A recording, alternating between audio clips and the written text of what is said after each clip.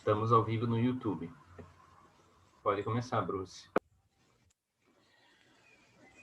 So, good afternoon in Brazil, good evening, good morning in other BRICS countries.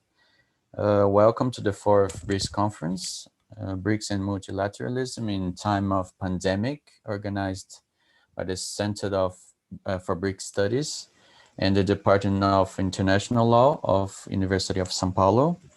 The BRICS conference is organized since 1917 to bring together researchers, students, scholars, diplomats, and members of civil society from all of the BRICS countries. May I give a short introduction em português? Sejam todos bem-vindas e bem-vindos à quarta edição da Jornada dos BRICS, organizada pelo Grupo de Estudos dos BRICS da Faculdade de Direito da USP e pelo Departamento de Direito Internacional e Comparado da Faculdade de Direito. E iniciamos agora a terceira sessão plenária do dia. Antes de começar, gostaria de agradecer a presença de todos. Agradecemos especialmente o Ibrachina por patrocinar este evento e também o apoio do Consulado Geral da China em São Paulo, da Embaixada da República da Índia no Brasil, do Consulado Geral da Índia em São Paulo, da LIDE China, da Comissão de Relações Internacionais da OAB de São Paulo, da Coordenação Nacional das Relações Brasil-China da OAB Nacional, da Peixoto e Cury Advogados e do Conselho Chinês de Promoção do Comércio Internacional no Brasil. Now I would like to introduce all the distinguished keynote speakers in order of presentation, and after the presentation, all participants will be invited to send questions to the speakers. Each speaker will have 20 minutes to make the presentation, and the time for the questions and answers depends on what time we have left, as at 7 p.m. in Brazilian time, we are going to have another panel about intra-BRICS trade and investment relations. In this morning, we've had the first plenary session discussing economic and political impacts of COVID-19 in the BRICS countries, and a panel with the former Brazilian Minister of Foreign Affairs, Celso Amorim. And in this third plenary session, the title Environment, Arctic, Energy and Blue Economy, I would like to thank you to all the keynote speakers for joining us today. And I'll introduce now Professor Arthur Capella.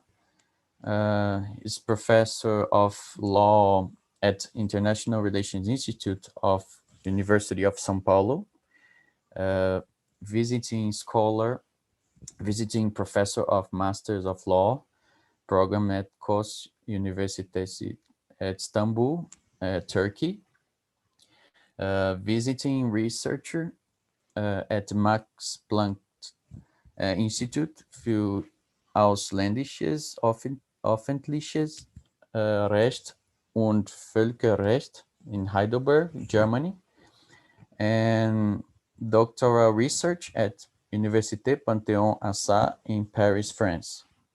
He holds a PhD in Public International Law from the University of São Paulo, and fellow of Ryoichi Sasakawa Young Leaders Fellowship Fund, Tokyo Foundation. Now, I'm happy to introduce Mr. Sergei Kirillov. He's a PhD candidate in political science at School of International Relations at St. Petersburg State University. Primarily focused on BRICS, multipolar world order, and Brazil-Russia relations.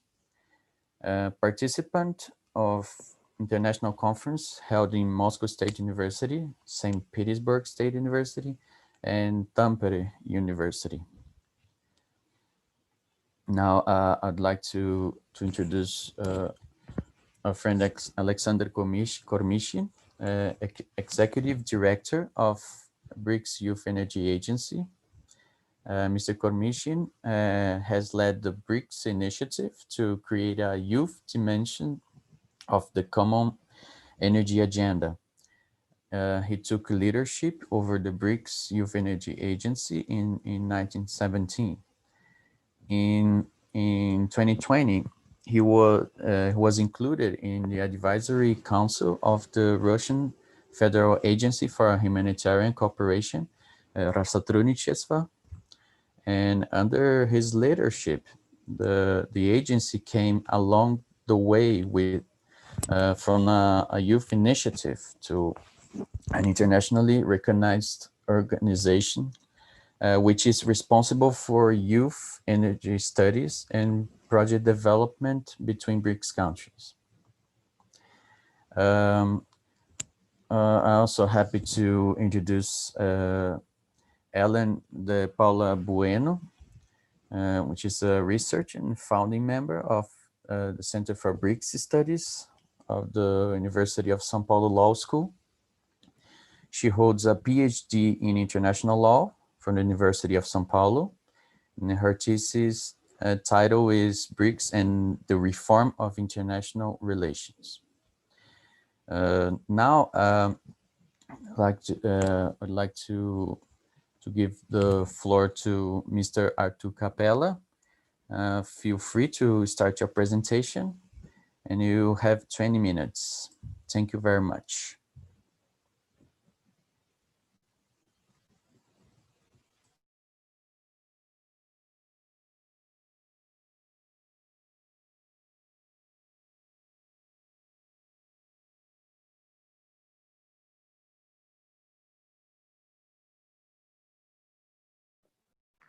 Wait, I'm just starting to share my window, my presentation. So I'm sorry. Are you able to see my presentation? I don't know. Is it possible to see it? I hope so. Yes, it's possible. Yes. Okay, thank you. Thank you. Thank you, Castor. So first of all, I'd like to thank you for the invitation to make this presentation at this conference. And as you see, I have this, the main topic of my presentation will be these Brazilian polar regions, international governance, perspectives and perspectives. And these are my contacts. If you want to email me and ask me anything, I'll be happy to answer and provide information for further information about my presentation. And first of all, I don't know, I'm changing the slide. I don't know if it's possible. I'm asking that because sometimes some people say they are not seeing the change in the pages. Is it possible to see it? Yes. Okay, thank you, Cassio. So the first thing I would like to acknowledge is that my presentation is based on 2 papers I co-authored with Professor Paulo Casella from the University of São Paulo Law School, and with Professor Maria Lagutna from St. Petersburg State University from World Politics Department. So, of course, it's not a reproduction of those papers. This article we wrote for BRICS and Polar Regions, and this book chapter we wrote also. But the main ideas, the general arguments of my presentation are somehow rooted in these 2 papers. So for more information, when these papers are published, I think it'd be easier to find the sources, the primary and secondary sources on which this presentation is based. So I'd like to thank both Professor Paulo Casella and Maria Lagutna for allowing me also to present this summary and this paper based on the 2 papers we previously have written. So what is the idea of my presentation? So I share with some scholars that there's a rising international interest on polar areas for several reasons. So we have seen in recent years, decades and so on, that countries are looking for new economic possibilities in polar areas, Arctic and Antarctica, and for different reasons. First of all, for because of living marine resources that can be exploited, biodiversity, biotechnology, genetic resources, mineral resources such as oil and gas, and also for alternative trade routes. So the things that we have seen in recent years, some countries and even international organizations are starting to have a closer look for these polar regions in this polar agenda. For instance, just for examples, we can see United States, this Office for Ocean and Polar Affairs, since 1996, they understand that Antarctic program, Antarctica is important for international geopolitical stability, for peace and science. And Arctic region, since 2013, it's important because in this program, this national strategy for Arctic region in the US, they see that this region is important due to because it can provide energy security, freedom of navigation, and this freedom of navigation for commercial and military purposes. Also, the European Union, since 2012, 2019, and even 2013, have some common policy orientations to its member countries for Antarctica and the Arctic. And even we can see this program Cadre Horizon since 2013, that European Union sees both regions, but specifically South Atlantic, as an important region not only to preserve marine environment, but mainly to exploit living and mineral resources.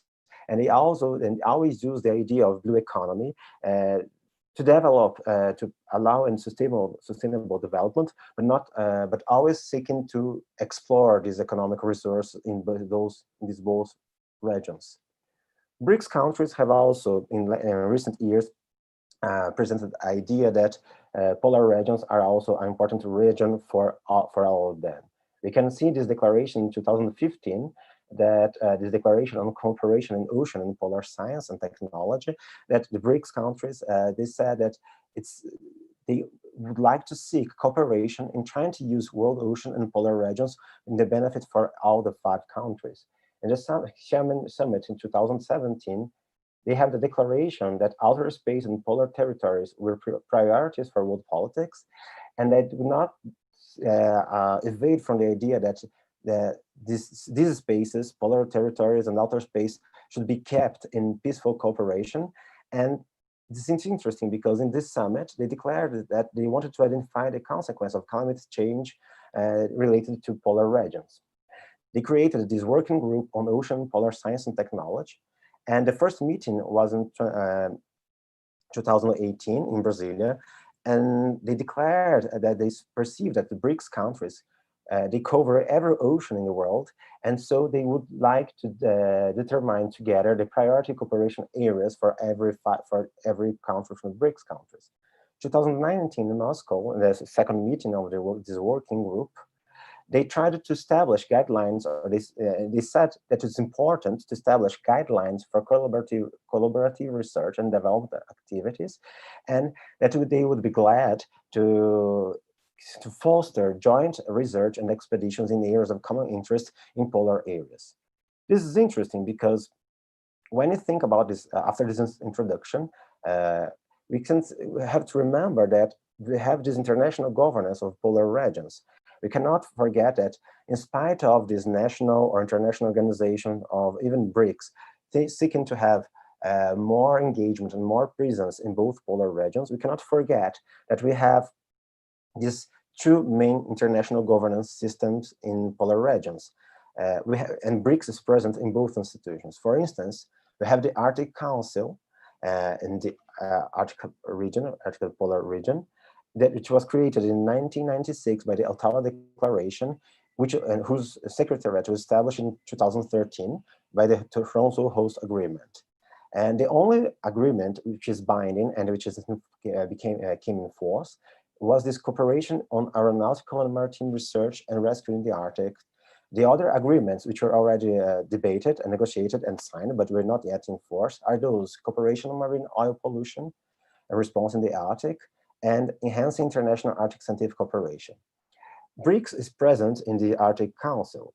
Only Russia is from a country from BRICS, and is a coastal state of the Arctic, and is originally an Arctic state. Which means that it has voting rights within the Arctic Council. China and India, they are non-Arctic states, but they have observer status since 2013. Brazil and South Africa, they are non-Arctic states, but they don't have a observer status, only China and India. And Antarctica, we have this Antarctic Treaty System, and it was created in 1959 by the Washington Treaty.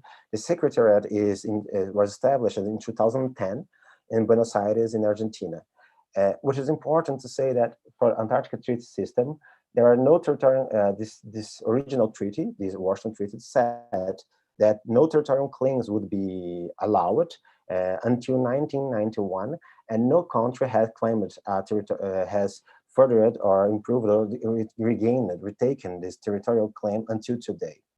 We have 3 main binding agreements in force in this Antarctic Treaty System.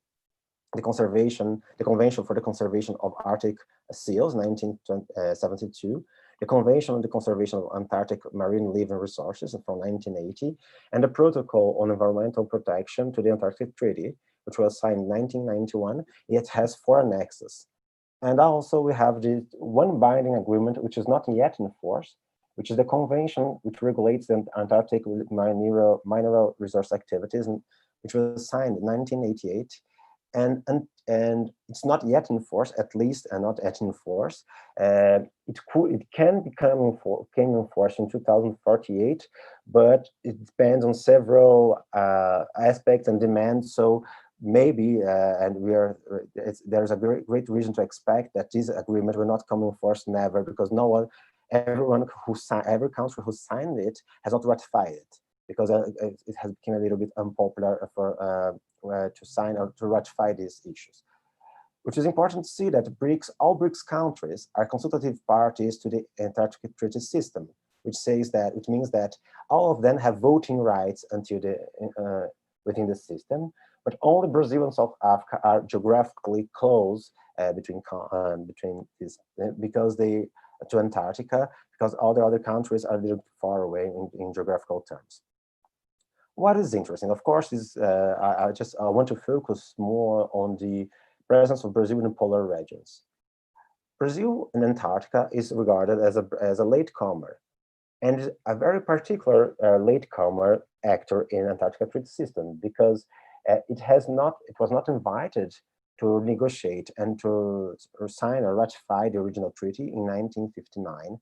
It was only ratified by Brazil in 1975, and this country became a consultative party only in 1983, after it established the PROANTAR, which is the Brazilian Antarctic Program, which is the acronym is written in Portuguese.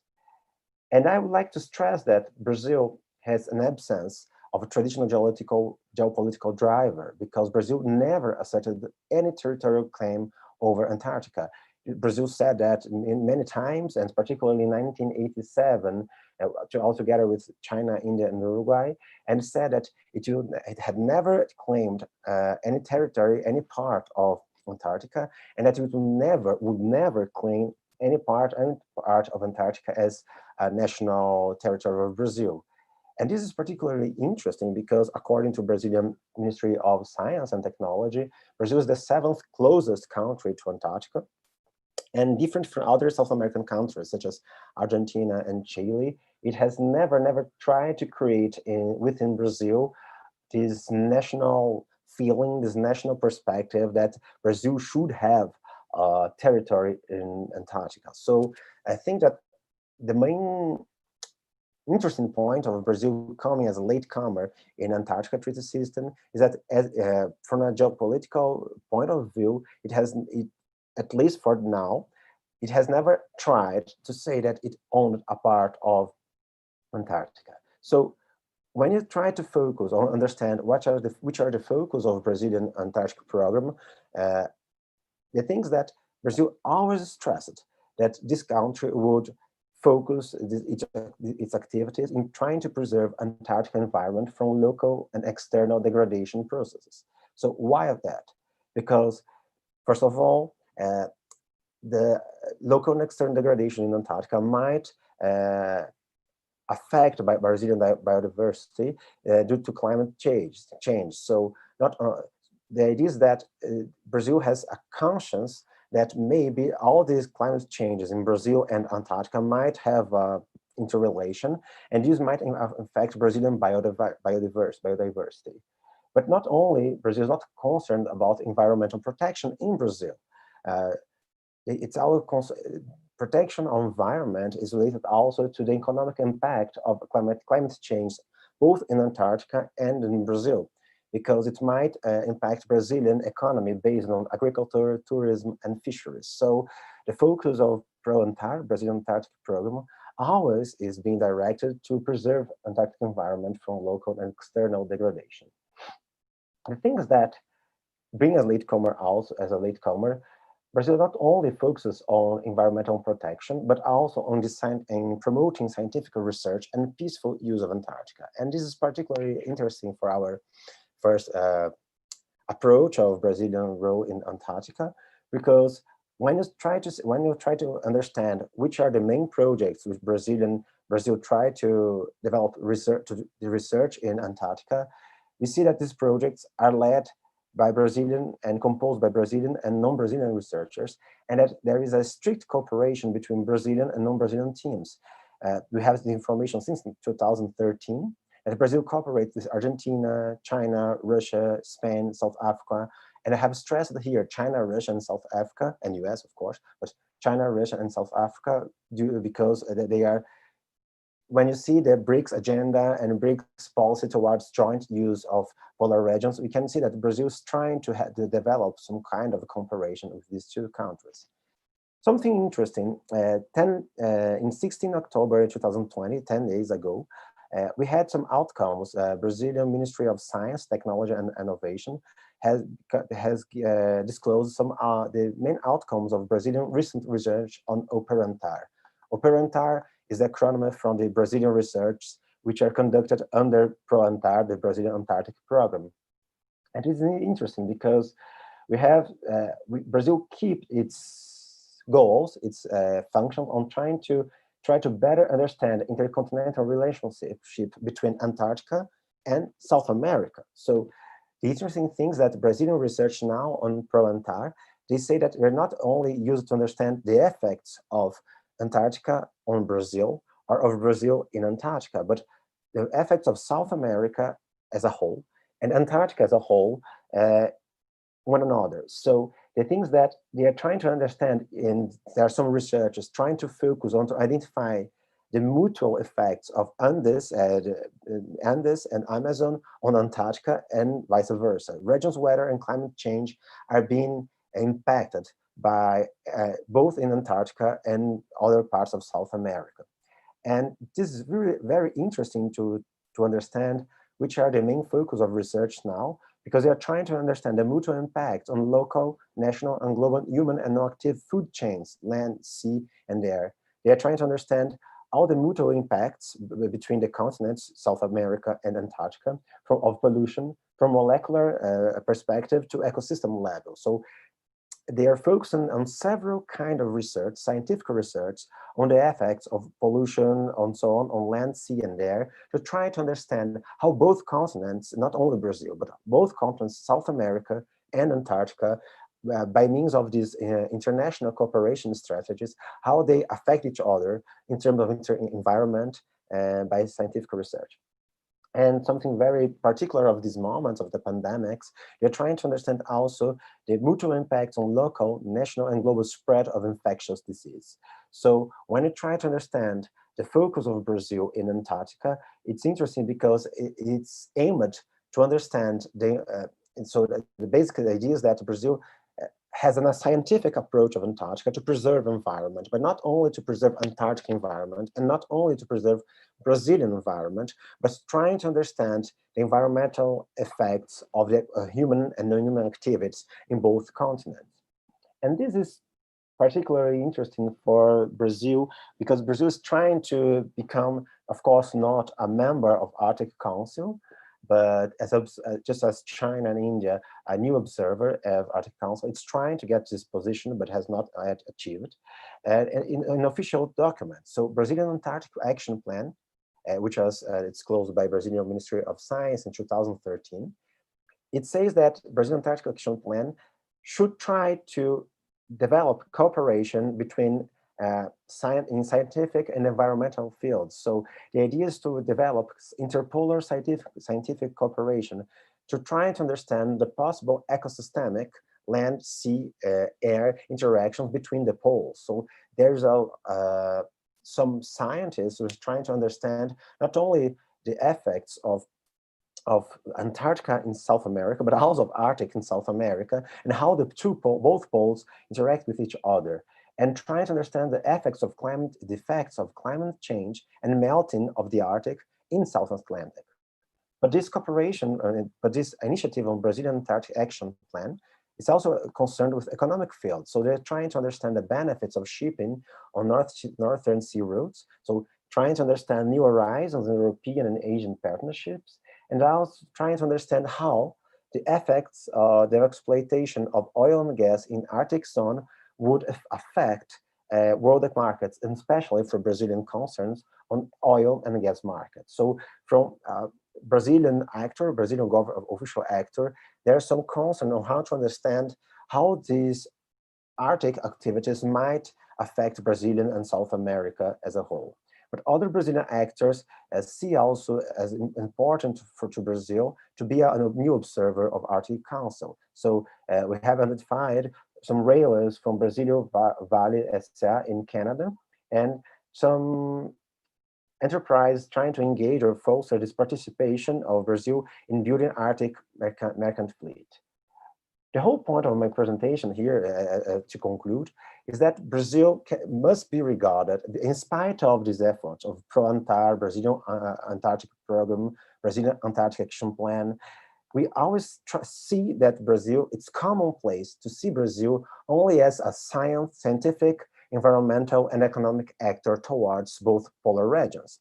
Usually, we can see the focus of academia and the focus of when trying to understand the role of Brazil in polar regions, we always focus on the idea that Brazil is only an actor engaged in, of course, in peaceful purpose, thinking about science, environmental, and economy. It is not incorrect, but we should think that Brazil has also a legal expertise in Antarctica Treaty System that should not be ignored, both to develop Antarctica Treaty System governance and also Arctic Council governance. Because when Brazil acted in Antarctica Treaty System to discuss the reform of the governance framework of Antarctica Treaty System, it has not engaged in this discourse of reforming its governance framework only for self-interest purposes.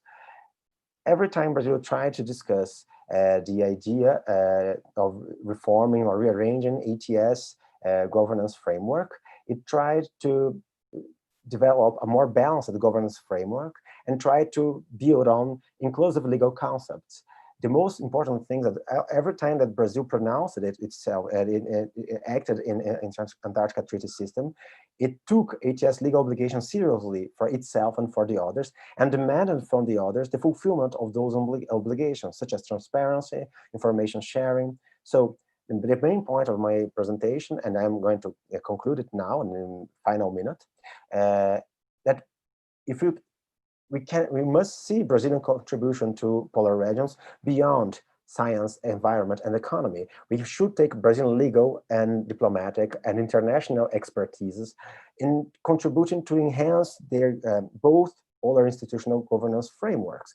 Brazilian role was never disruptive as a latecomer or as a new observer comer. And it's not a disruptive. It was not a disruptive actor, but it always sought a more balanced and equitable participation of stakeholders. So the main point of my argumentation here is to try to engage on this idea that Brazil has a international diplomatic and legal expertise in an Antarctica Treaty System that should be valued to deepen Antarctica Treaty System, and also if it's admitted or allowed to be a part of Antarctic Council, it could be invited to enhance also this international governance framework not only Brazil does that, not in self-interest purpose, but in something for something else, in the sake of mankind, of humankind, I don't know. But Brazil has not acted never within a disruptive agency or role. So I thank you for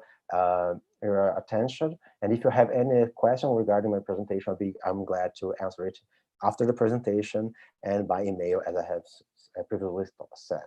Thank you very much. Thank you, Professor Arthur Capella. If you have question, you can send it in the Zoom platform, chat, and YouTube. And after the presentation, the Arthur and other speakers can answer them. And next, Mr. Sergey Kirillov, the floor is yours. Please feel free to start your presentation. So thank you very much. I'm glad to be here, and it's an honor for me. So now I will turn on the demonstration. So hope you see it, right?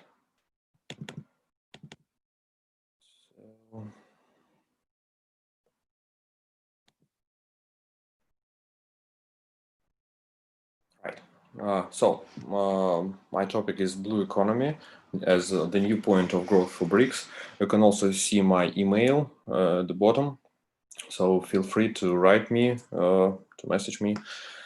I will be happy to discuss everything concerning BRICS. So I will describe current level of ocean economy development in all 5 countries of the group, focusing on infrastructure, oil and gas extraction, marine sector, resource exploitation, and some other things. I think that will demonstrate the possible contribution of each member state to conjoint action, pointing out necessary steps to make blue economy as the new point of growth. But before I start my report, I would like to read the point from 10th BRICS Summit Johannesburg Declaration. We recognize the vast potential in cooperation and collaboration in advancing the oceans economy amongst BRICS countries, which encompasses multiple sectors, including the strategic areas of maritime transport, shipbuilding, offshore oil and exploration, aquaculture, port development, research and technology, conservation and sustainable use of marine resources, marine and coastal tourism, financial and insurance services, as well as coastal industrial zone development. I think that the BRICS countries are in search of those impulses and those points of growth, both internal and external, which will be able to set the necessary dynamics for the whole association. One of these points is the blue economy, the economy of the use of maritime trade routes and the development of water resources. So what does the word blue economy mean? Now, the most complete definition of the blue economy is given by the United Nations, which sees the use of water resources as a way to achieve goals of sustainable development, during which a basis for a diverse and large-scale cooperation of states will be created. So here you can see the fundamental characteristics of the sustainable blue economy. So it provides social and economic benefits, it supports and protects the diversity, and it's based on clean technologies and renewable energy. So if we speak about the economy of the blue economy, so we have, I think, quite well-developed functioning areas such as tourism, shipbuilding, logistics services, mining, and the creation of coastal infrastructure. Anyway, there are some areas that are to be developed. So it's the use of water energy, the marine biotechnology, the use of wind energy, and the enhancement of safety on the sea. The main idea that the areas that are to be developed, they should provide some financial stability, first of all. Nowadays, such technologies, they cost too much to be economically beneficial. So let's start from the Brazil. Brazil, with a maritime border of 7,500 kilometers, is one of the countries with the most developed blue economy, which, however, does not guarantee the leadership in absolutely all areas. First of all, it should be noticed that the exclusive economic zone of Brazil is quite enormous. It's 3.7 billion square kilometers, And this indicates the large potential of use of ocean resources, although it's tied to the development of the macroeconomic situation in the country. We can point out that about 80% of Brazil's population live within 200 kilometers of the coast. And the share of the blue part of the Brazil GDP is 19%, or about 500 billion per year. I mean, US dollars, of course. So it means that blue economy is vital for Brazil. And we can also point out several state programs. First one is the Merchant Marine Fund. The main goal of this fund is to renew the fleet through the construction of new ships, the development of logistics companies, and their expansion around the world. The fund volume increased from 10 million to 1.5 billion US dollars just in 12 years, beginning at the beginning of the century and ended in 2012. The employment also was great. It increased from 2,000 people to 62,000 people. In 2019, the budget allocated by the fund for the construction of ships, including costs reserves for unforeseen expenses, is about 1.8 billion US dollars. It increased for 61% from the 2018 level. Brazil has a fleet of 864 ships, and it puts on the 26th place in the world. The second programs, they are PAC or PAC 1 and 2. Actually, those were more social programs. They were aimed on solving social and economic problems, but anyway, part of the funds went to create port infrastructure, about 500 million US dollars, to build and to upgrade the merchant fleet, 2 billion US dollars, and to develop river logistics, 128 million US dollars.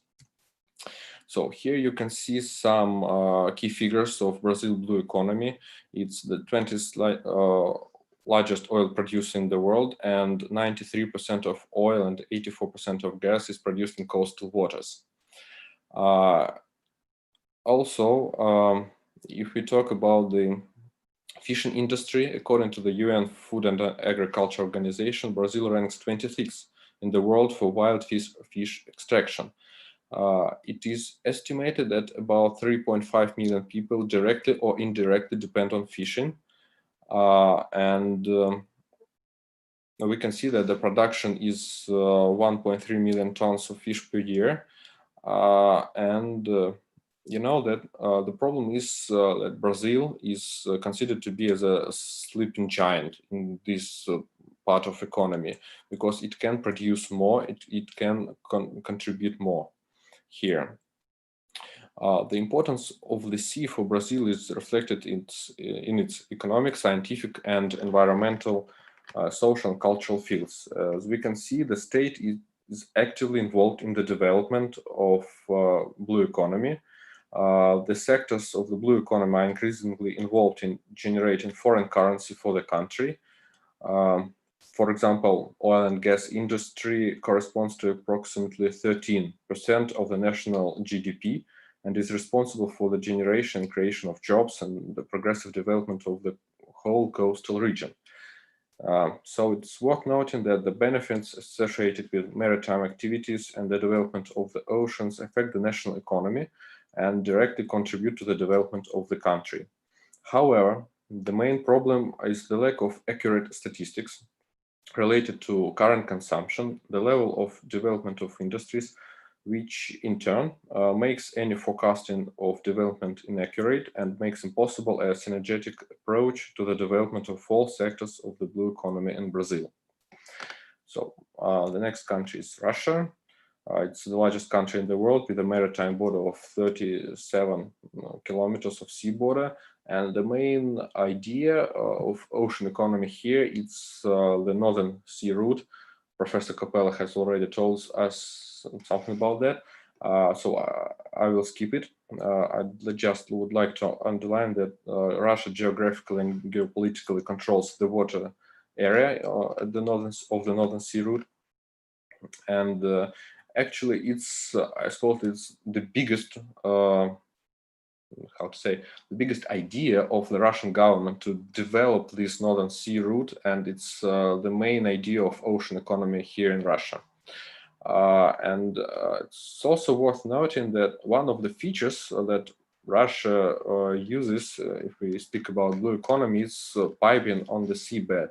So we have several pipes that transport gas to Europe and to Turkey. You can see some names of them and underwater lengths of each of them. Let's also may be very important for the blue economy ideas, because it's kind of synergetic effect of science and technology, and of course of economical benefits. And if we speak about seafood and fish production, it's about 6 million tons per year. Also, it's not an enormous volume for Russia, because it was our fishing industry collapsed several years ago, and that's a real challenge for us. In general, Russia is undoubtedly a maritime power, and it has concentrated its efforts on building and modernizing ports and infrastructure alongside the Northern Sea route, so and building ships and developing coastal territories. The main idea is to make all the sectors that are associated with the blue economy more economically beneficial. And the main idea also is the concentration on the Northern Sea route that would make possible to become a leader among other maritime powers. So next, it's India. India is one of the largest maritime powers also. It has a huge coastline, and the main idea of the Indian government is the Sagarmala program. So it was launched in March 2015, and the plan includes new investments in the construction of ports and infrastructure, focusing on the construction of fishing vessels and supporting the fishing industry. That means, first of all, the expansion of capacities for 142 ports, 13 billion of investments, and the average growth of the whole industry of about 6% per year. Also, if we speak about key points of the ocean economy of India, we can figure out that there are 1,700 ships, and the main problem of India that 90% of these ships were built at foreign shipyards. So India doesn't possess enough technology to produce such kind of ships.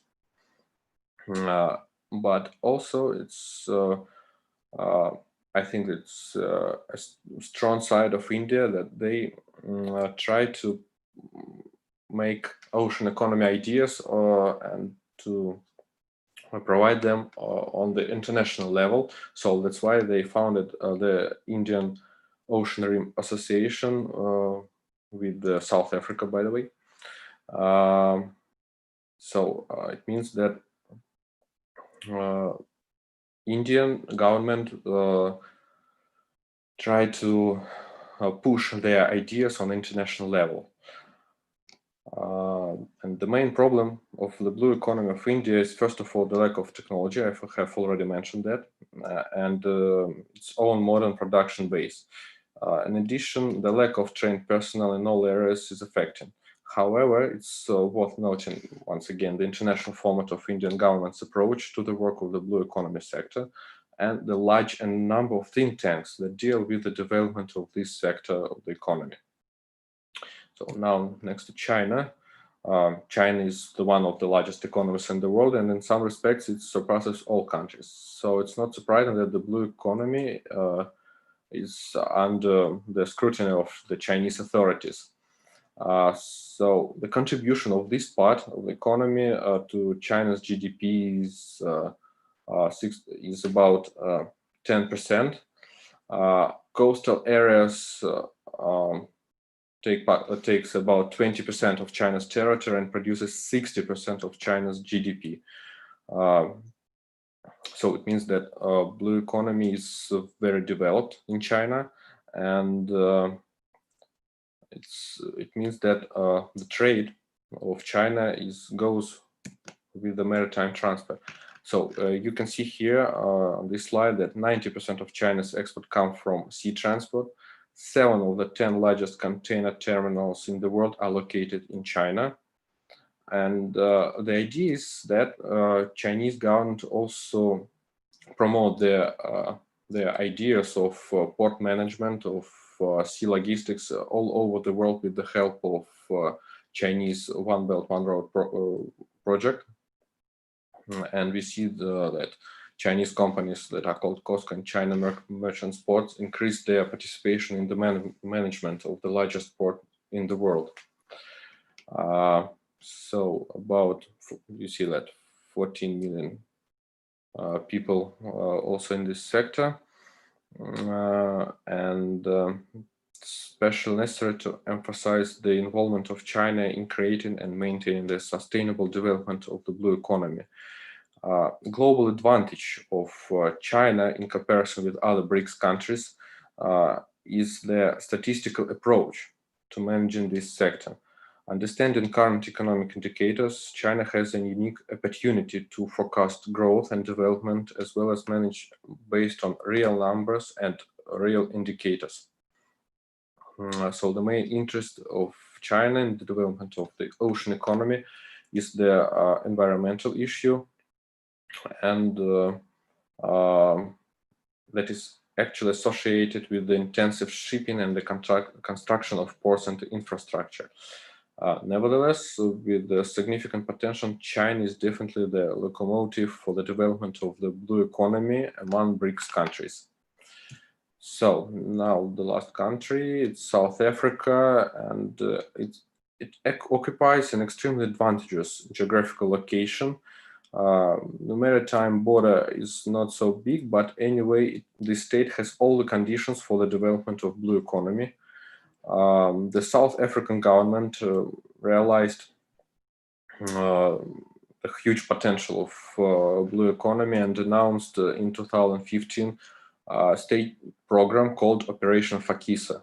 This plan, being partly a work methodology, is able to combine the efforts of key stakeholders, state and private companies, universities, and civil organizations to develop the part of the economy together. The main task that this plan contributes to is the reduction of poverty and a more uniform development of territories. And according to the long-term forecasts, the blue economy will give about $110 billion for GDP by 2033. It will create 1 million jobs by 2033 again. In 2010, shipbuilding and logistics brought about $1 billion in GDP, so it's about 30% of the whole blue economy of South Africa. And the employment was about 15,000 people. So by 2033, South Africa will increase to $3 billion of contribution from shipbuilding and logistics, and it also will contribute about 50,000 of newly created jobs, also in shipbuildings.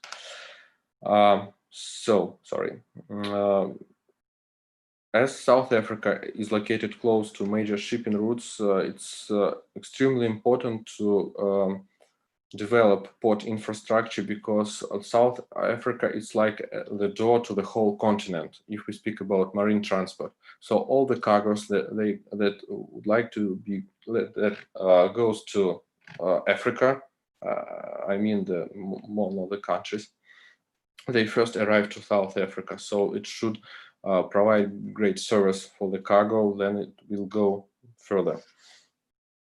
As the result of South Africa.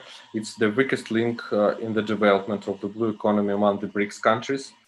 So there are several problems, such as lack of proper infrastructure and qualified personnel, and it's very necessary to contribute more financial resources to develop blue economy in Africa. So, and if we speak about the conclusions, there are several common features if we speak about BRICS countries. First of all, it's an integrated approach to the development of port infrastructure and the construction of ships. The presence of state programs for the development of blue economy. So we can find these state programs in all countries, in all BRICS countries. It's also a combination of state and business approaches.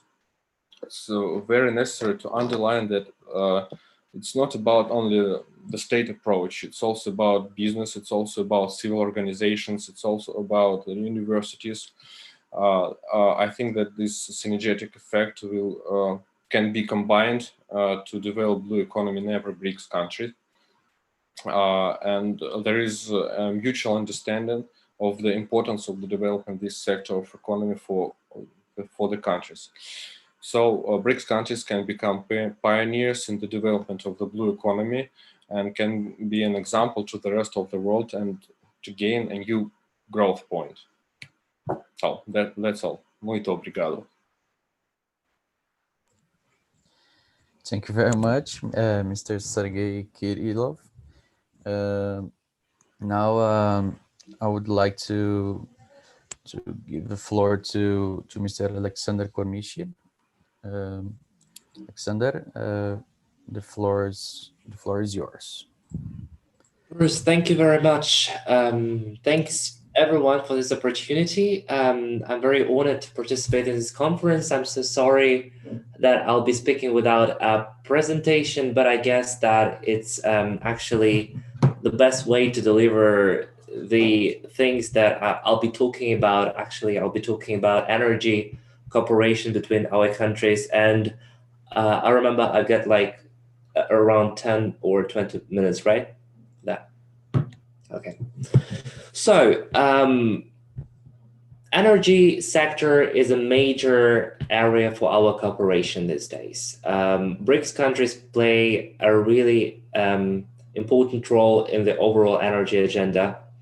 And the BRICS Youth Energy Agency, along with other energy authorities of BRICS countries, are very deeply involved into this process of, let's say, drafting and understanding where the energy agenda will go next years. So as for the statistics, what we've got that our countries in the period from 2008 till 2019 accounted for 30% of the growth in global gas consumption, 52% of the growth in energy consumption from renewable sources. In last 10 years, nuclear energy production increased for 2.3 times. And if we talk about some perspectives for the future, we can say, in accordance with the published BRICS Energy Report and the BRICS Energy Technology Report, that the global consumption and global production of energy by BRICS states will account for 41%. And this is enormous, and that's why energy agenda today is a very important issue. And we're very, very happy to work with our colleagues from the University of Sao Paulo, GE BRICS, on different initiatives that are aimed at, let's say, widening our energy agenda. So I would like to tell you, to the audience, that you've got more about the actual, more, let's say, practical things that we are working on the state level and the youth level as well. So recently, you might have heard that there was a BRICS Energy Week, where we've got so many different events, including the ministerial meetings. And the ministers, prior to that, senior energy officials defined the areas where our countries will cooperate. So, and those areas will be implemented mostly as research areas based on the BRICS Energy Research Cooperation Platform. So the cross-cutting issues that have been defined for energy cooperation between our countries first is research on energy sector development of BRICS countries. So this is something that will define where our countries will go based on, let's say, academic, scientific approach. So generally speaking, scientists from our countries, young researchers, will participate in different projects and to see where energy development will finally go. As for the youth part, as long as I'm representing this organization, I'm very honored to have researchers of the University of Sao Paulo as part of the BRICS Youth Energy Outlook.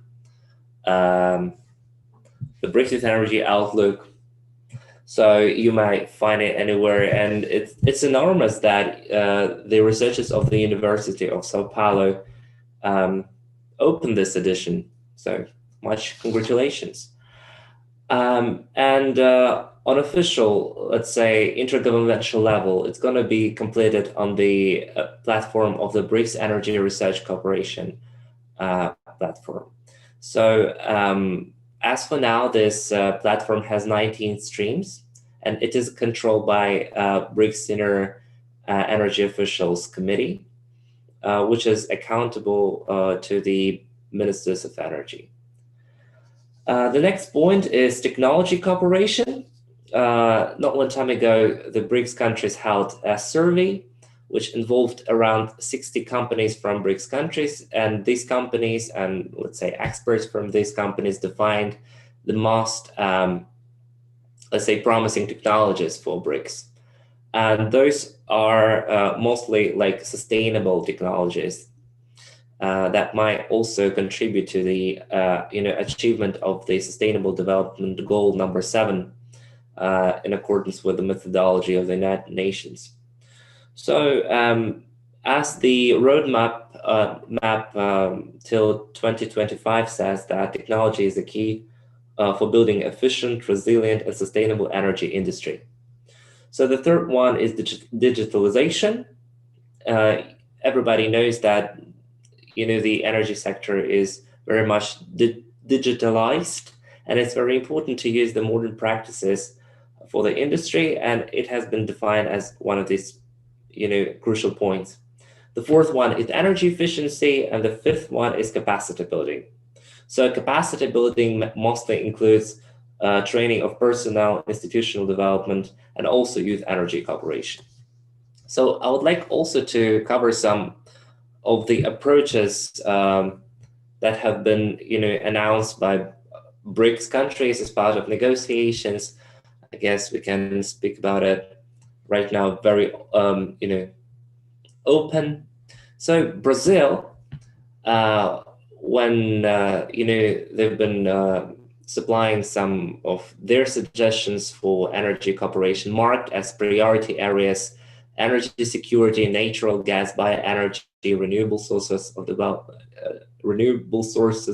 development, and transformation of energy systems. So these are areas that have been marked as priority for BRICS Energy Research Cooperation Platform from Brazilian side. While Russia, of course, outlined that power industry, intelligent distributed energy, and of course natural gas. So these areas have been marked as priority. And of course, Russia has been pushing for natural gas as motor fuel area. So according to Russian side and also to Indian side, those are, natural gas as motor fuel are very promising technologies for vehicles to support the sustainability of the industry. India at this preparatory stage nominated generation sector and thermal and hydro generation as a very crucial point. Although it might sound a little bit strange because, as part of this quintet, we've got Brazil and Russia, like holders of major rivers. But still India defined those as very important for its sustainable development in the future. China included just generally alignment of energy policy and energy planning standards. I will not comment South Africa because at that time South Africa was not present and has not provided official, statements to this protocol. So generally speaking, all 5 countries define their pathways for sustainable development of the energy industries, and together, based on the platform of the Energy Research Cooperation platform, BRICS ERSP, will work on supporting sustainability. The first product of this very intense work was the publication of the BRICS Energy Report and BRICS Energy Technology Report. Everyone who's watching this streaming, and also you guys, will be able to see the documents in November, as when those documents will be published. These 2 documents include all the information in regard to energy, let's say statistics and energy forecasts for BRICS countries up to 2040. And of course, those reports cover the cross-cutting issues that I mentioned earlier. So what else to look at when talking about energy cooperation practically in terms of directions? So coal is very important. You might have heard that South Africa is a major pusher for this topic, as long as they develop lots of coal resources, just like in Russia. Natural gas, including LNG, renewable energy, bioenergy, and biofuels. This is, of course, really important for Brazil. And 2 more areas that have been announced are sustainable transport and smart grids. So in general, there's going to be 11 topics that will be addressed in the near future, I guess up to 2025 at least, when talking about energy cooperation between BRICS countries. This is all reflected in the roadmap for energy cooperation up to 2025. And I would say that all those documents have been published, so open source. And our countries talking about official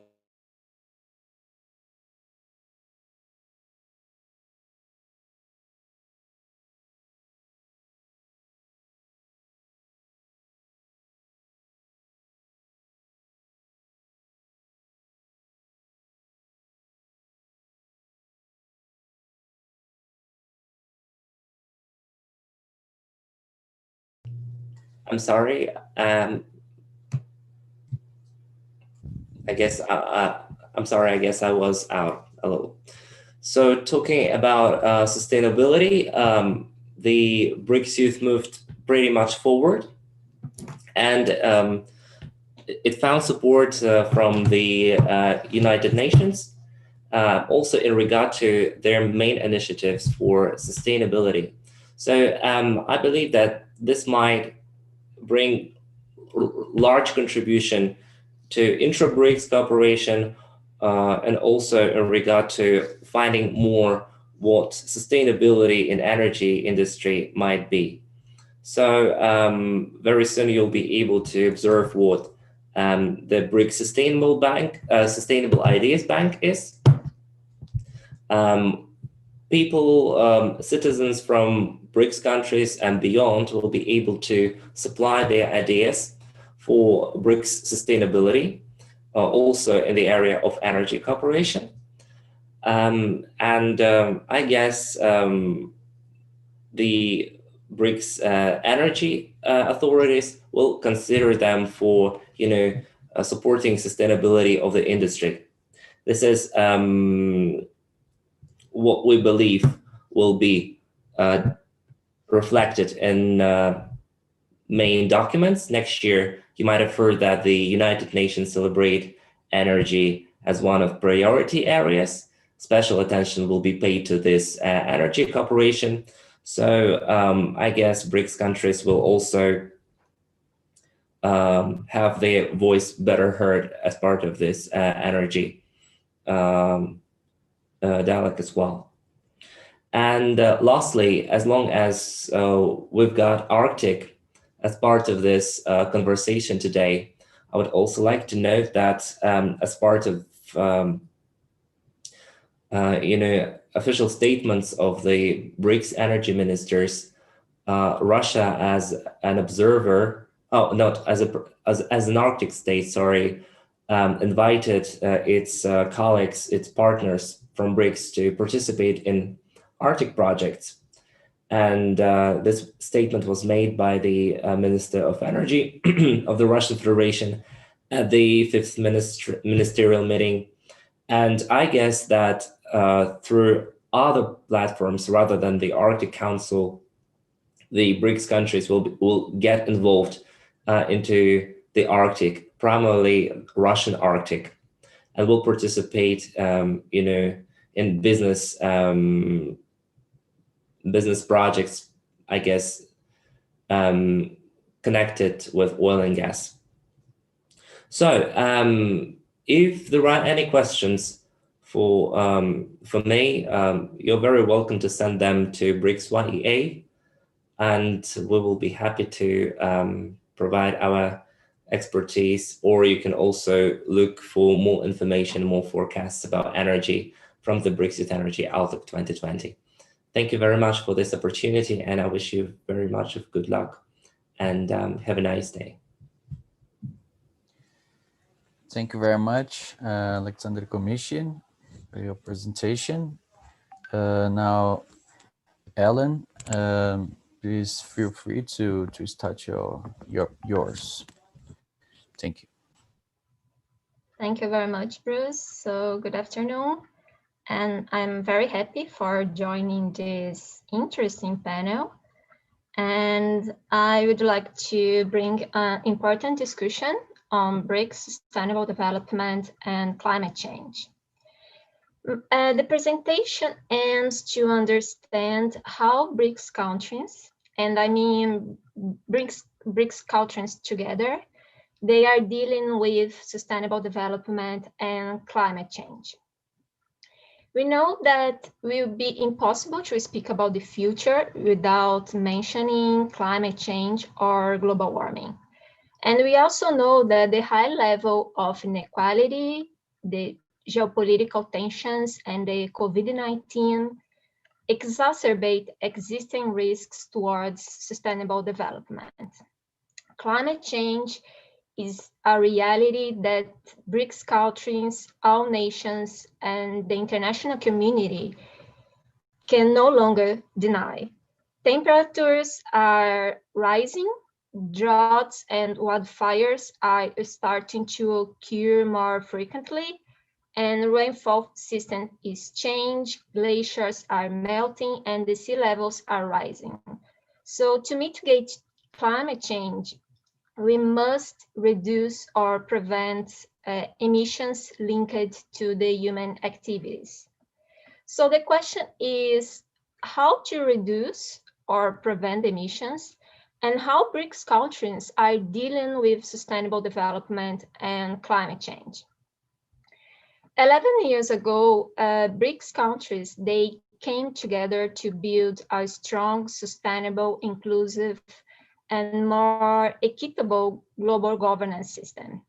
And over the last years, the group has been deepening intra-BRICS cooperation and engaging with other global players to shape a more democratic multilateral order. And sustainability, of course, is an issue that it was not forgotten among BRICS countries since the first summit. So in 2009, BRICS countries have emphasized the importance of the Millennium Development Goals, and as well as the importance of supporting the diversification of resources and sources of energy, including renewable energy. In the 2012 summit in New Delhi was the most important summit in terms of environment, with emphasis on sustainable development, and coincidentally was in that summit in Delhi that for the first time BRICS countries discussed the possibility of creating a development bank focuses on the mobilization of resources from infrastructure projects and sustainable development in BRICS and other emerging economies and developing countries. And in terms of environmental commitment, BRICS countries emphasize in the first summits, for example, sustainable development, responsibility towards future generations, addressing climate change issues, the importance of the United Nations Conference on Sustainable Development, the principle of common but differentiated responsibilities, the concept of green economy that, according to the BRICS countries, should be understood in the broader context of sustainable development and poverty reduction, and the importance of clean and renewable energy and sources and the use of efficient alternative technologies. So it's also important to highlight that in terms of climate change, Brazil, India, China, and South Africa, so without Russian participation, they worked together within the basic. The basic means, so Brazil, South Africa, India, and China, to coordinate positions and proposals related to climate change, playing an increasingly large role in international politics in general and climate negotiation. So what BASIC is? BASIC was established in 2007. So it is previously on the first summit, BRICS summit in 2009. And as an informal dialogue group on negotiations under the UN Framework Convention on Climate Change, the UNFCCC. And since its creation, the group has self-common understanding on the regime of climate change and on defining effective and fair global response to global warming. 2009, BASIC members announced medium-term objectives that they would implement in order to mitigate their respective emissions. And we know that this initiative at that time was very important. And why?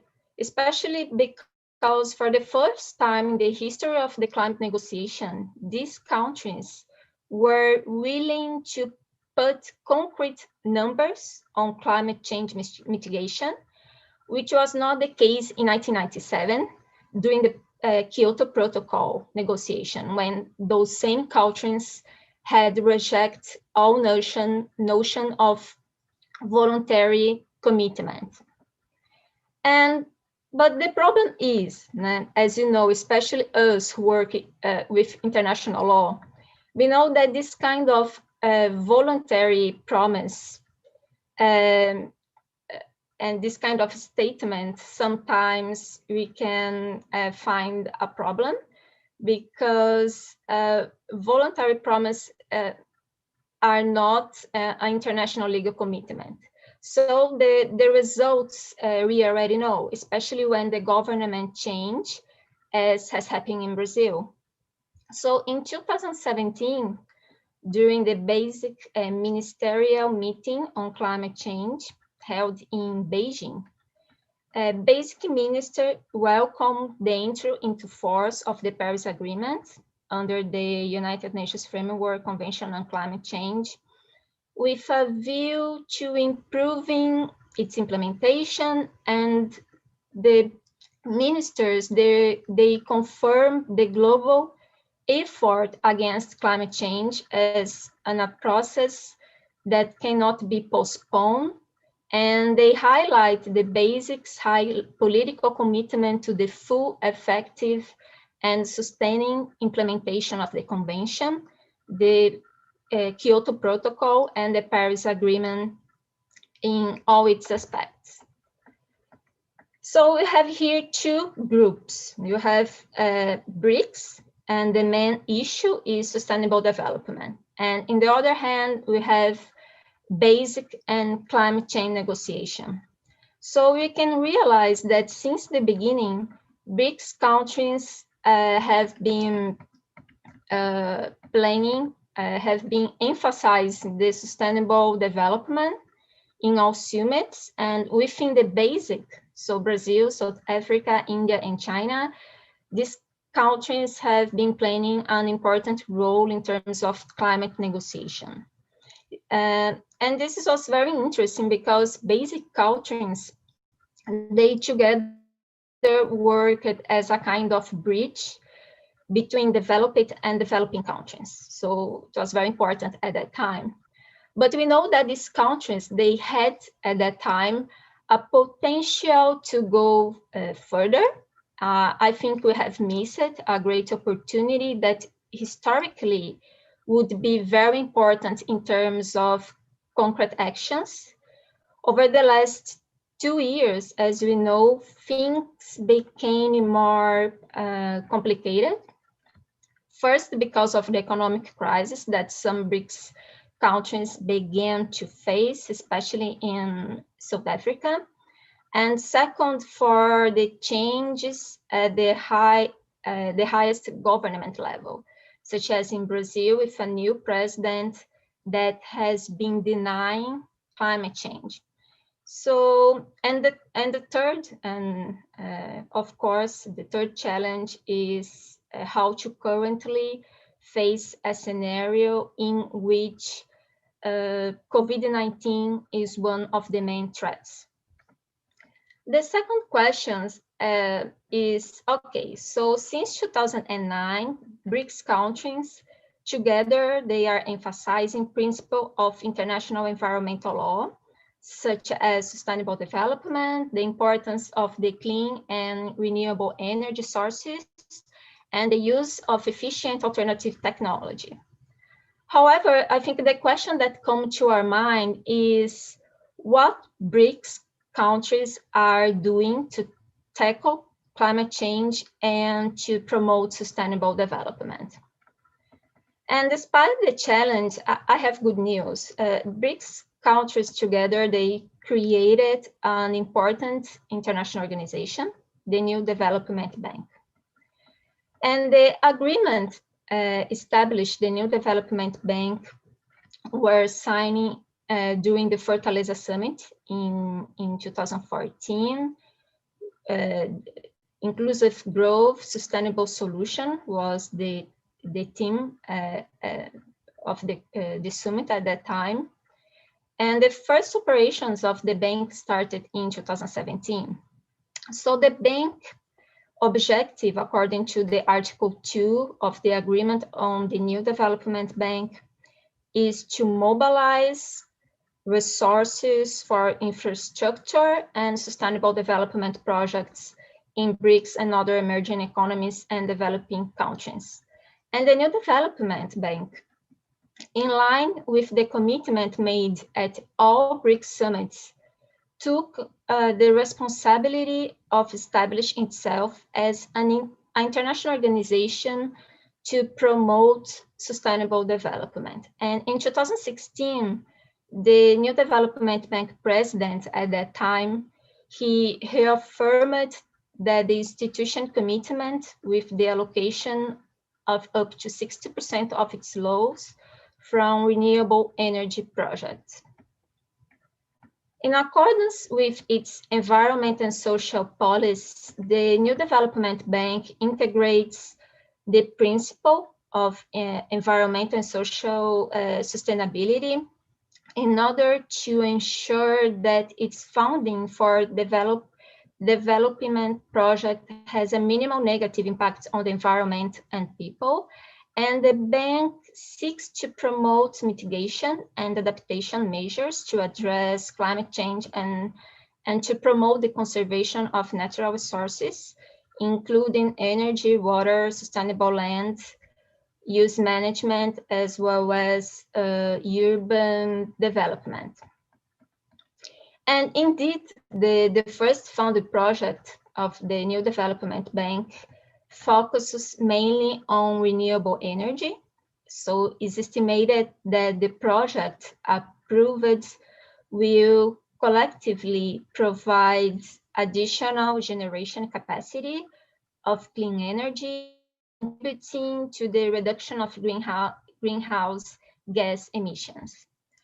But of course, the bank is not perfect. For instance, one of the first projects approved included, for instance, hydroelectric dams, and we know that normally they have significant adverse impact on the environment and the health of local communities. So in this sense, the bank should prioritize renewable energy projects such as solar and wind, which often has less access to financing. And in short, the New Development Bank was created to promote sustainable development through social cooperation, adopting some interesting innovations such as laws in local currency. And what is very interesting is that the New Development Bank was created in the context of Paris Agreement negotiations. So I think the bank should use this pact as a guiding principle, prioritizing clean technologies, including and contributing to the climate change mitigation, and last but not least, protect the biodiversity. And in conclusion, BRICS members also should demonstrate that they accept their share of climate responsibility, regardless of the actions of developed countries, by launching significant voluntary domestic efforts to mitigate, adapt, and develop clean energy and technology. I think the new geopolitical and economic realities requires BRICS to recommit to their founding missions and enhance the strategic partnership for the benefit of your people through the promotion of peace, a fair international order, sustainable development, and inclusive growth. So I finished my presentation, and if you have any question, please feel free to ask me. Thank you very much, Alan, for the interesting presentation.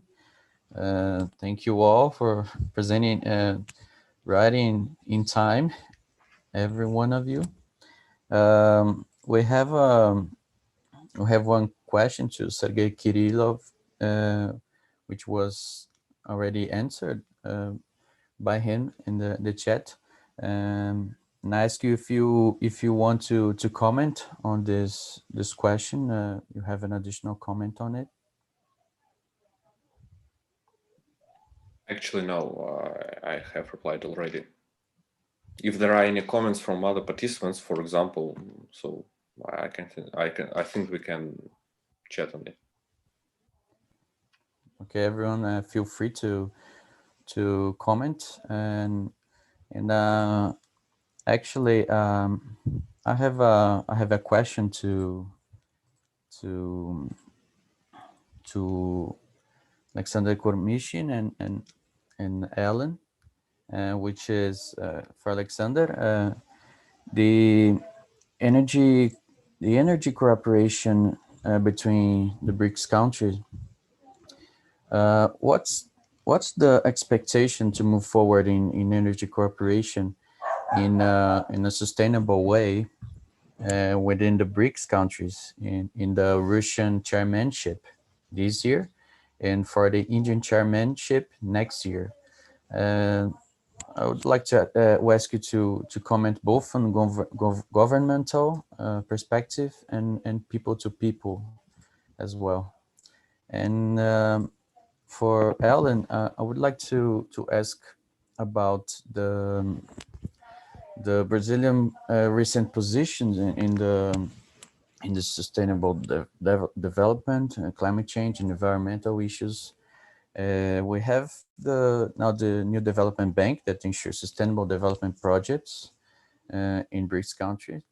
However, concerning the recent change in position of Brazilian government on these issues, which includes climate change and sustainable development, how the basic and the BRICS also can address, and what the trends that they address these challenges you mentioned together in the near future. You can answer first, Alexander, and after Ellen, please. Thank you. Bruce, thank you very much for your question. Let me speak first. So you asked both governmental and people-to-people perspective. So let me start with the governmental perspective. Talking about energy cooperation, a word sustainable is a part of general energy agenda. So it's included into the papers, it's included into official statements, but I wouldn't say that, let's say, area of sustainability is a much of a part of energy agenda today. As part of the, let's say, Russian presidency, so BRICS authorities decided that sustainable transport and, let's say, sustainable energy cooperation should be part of the collaborative research activities. So let's say concept of sustainability became a part of the BRICS ERCP. Talking about other areas, of course, there is like official negotiation and discussion on energy efficiency. And nobody doubts that energy efficiency is a part of global energy sustainability approach. So energy saving and energy efficiency. And what else? There is a working group on clean energy within the business council of our countries. So, and they also have, like, let's say, official discussions on promotion of clean energy, which is also a part of, let's say, sustainable agenda. So this year it all took place on the Russian presidency, and therefore we can assume that, let's say, sustainable approach was a part of this presidency. Talking about people to people, I wouldn't say that there are lots of frameworks that address sustainability at the people-to-people level. Recently, I've heard that there was a forum, let's say cities forum on sustainability, and let's say achievement of sustainable development goals became a very crucial part of this forum. It took place, I guess, a few days ago in Kazan, Russia. Also, BRICS Youth Energy Agency, although it is a part of energy, official energy agenda, but also promotes people-to-people frameworks. It also promotes lots of SDGs based on their sustainable development platform. So as I mentioned, this year there was a campaign called From BRICS with SDG, which addresses different areas of sustainable management, sustainable development. This year it was sustainable cities, and you were a part of this campaign as well, so thank you for this.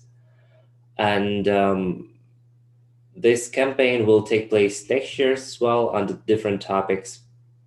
And of course, the new initiative, which is called BRICS Sustainable Ideas Bank. So we believe that BRICS YEA could drive these initiatives forward on people-to-people level with governmental, let's say, recognition.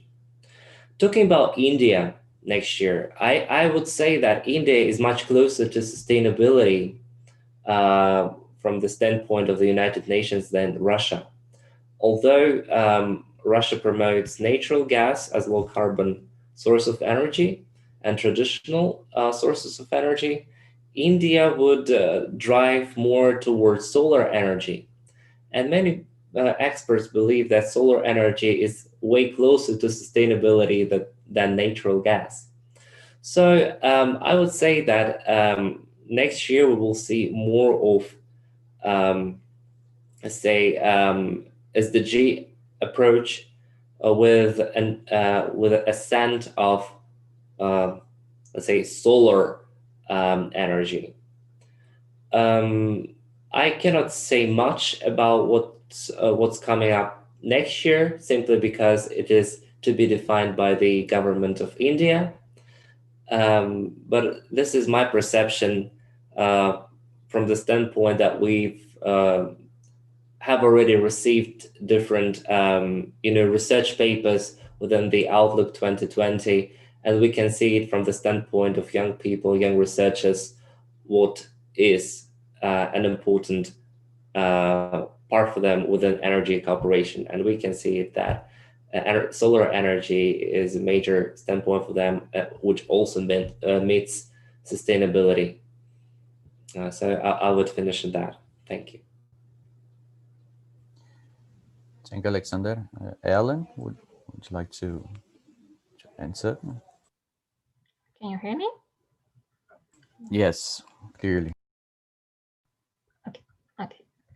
So as I told you, Bruce, during my presentation, I think the main problem within both BRICS or BASIC is, as I told you, is the voluntary promise and not the international legal commitment. So the result, as I mentioned, is when the government change, as has happened in Brazil, things also change. So this is why it's very important to increase both. So the sense of global urgency and public awareness around climate change related risk, and the legal efforts to address climate change along with both national laws and international legal instruments. Thank you, Ellen, for answering. There's another answer here. I think it could be addressed to all the keynote speakers. According to the scientific community, climate change, deforestation, and the loss of biodiversity will cause the 60th biggest mass extinction of wild species and potentialize and enhance the risk of new deadly pandemics in the following decades. What can BRICS countries do to tackle this risk? Feel free to answer or comment on this question.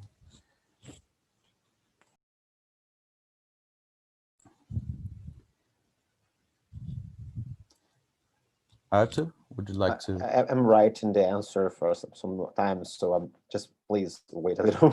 Sorry, I'm just started writing it, so I'm commenting it through the chat. So I don't know if someone else wants to say it, because I'm already finishing my commentary. Okay, thank you. I think my answer will be the same. So if Sergey or Alexander, I don't know if they would like to answer this question, because my answer will be almost the same.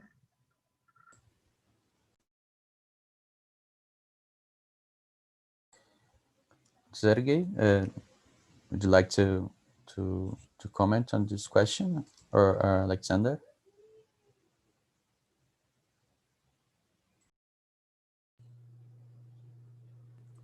So actually, I've looked through the answer of Professor Capella, and I completely agree with him, because there are basically two levels on which BRICS countries can react on this problem. It's a national level and in cooperating with each other. But anyway, BRICS countries, there are only 5 countries, and there are 190 countries more in the world. So if we speak about such kind of global problem, we should all cooperate together on the UN basics, I think. So that's all. I can provide some, I would say nice insights for this. It mostly aligned with one of the research that has been supplied to BRICS YEA in like this year, I guess, and the report will be published, I guess, in January 2021 in regard to black swans. And as I can see, this question also relates to like future solutions, how to tackle some risks that are that we are awaiting. And I'm aware that young researchers from BRICS countries supply to BRICS YEA different standpoints, different scenario approaches in regard to black swans in energy industry. And I remember that Brazilian colleagues also supplied some research on deforestation and also some climate-related scenarios, which have been called by them black swans, and some of the scenarios were linked to white swans. So what I would simply advise to the one who asked this question is that maybe you would find the answer in January 21 when you look at the edition Black Swans in Energy and other areas published by BRICS YEA. So keep an eye on that. Thank you, all of you, for your comments and answers. Now, concerning the time, I think we have the next panel coming up. Just highlight that our coordinator Paulo Boba Casella is complimenting all these 4 speakers in this panel and thanking all of them, especially our Russian colleagues, Alexander and Sergey, which it's already late in Russia, and you're working till now with us. Thank you one more time for joining us. Now I would like to invite all the participants to attend the next panel at 7 p.m. in Brazilian time in 20 minutes. Nibra China channel on YouTube and Zoom platform. The next panel will be Inter-BRICS Trade and Investment Relations.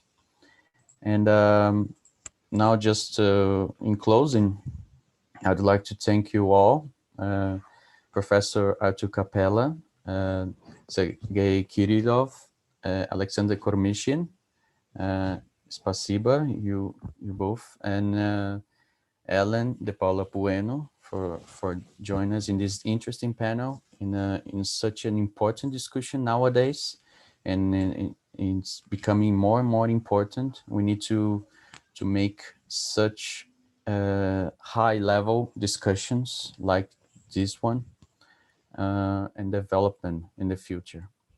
Thank you very much for attending all the attendants, and see you in the next panel. Thank you. Thank you very much. Spasiba. Thank you. Thank you. Obrigado. Very much. Thank you. Thank you very much. Spasiba. Thank you.